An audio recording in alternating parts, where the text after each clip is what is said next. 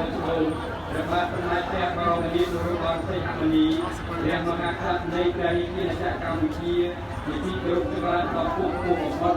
សូមទ្រង់ព្រះមេត្តាមេថាគូព្រះអង្គយើងខ្លួនទាំងអស់គ្នាសូមទុកដៃនៅទីនេះកោតប្រសើរយ៉ាងក្រៃលែងចំពោះព្រះមេត្តាស្រីអ្នកអាជាតិដល់ដល់ដំនិងរាជការទីយកចិត្តទុកដាក់វិធីសាស្ត្រទៅគូជុំវិស្នារបស់ប្រជារាស្ត្រក៏ដូចជាព្រះរាជាណាចក្រកម្ពុជាទាំងមូលនេះគឺជាកោកំណែដ៏ប្រសើរបំផុតសម្រាប់ប្រជាខ្មែរទាំងអស់តទៅអនាគតគូព្រះបង្គំយើងខ្ញុំទាំងអស់គ្នាខ្ញុំយ៉ាងរំលងថាក្រោមព្រះទូតប្រសិទ្ធរាជពរនិងព្រះរាជអគ្គនាយកទេសអវិវ័យរបស់ព្រះកណ្ដាលទីអភិจักពីបន្តលើកដូនប្រជារាស្ត្រខ្មែរទូទាំងព្រះរាជាណាចក្រកម្ពុជានឹងទទួលបាននូវសុខសន្តិភាពឯកភាពជាតិអធិបតេយ្យបូរណភាពទឹកដីនិងភាពទំនើប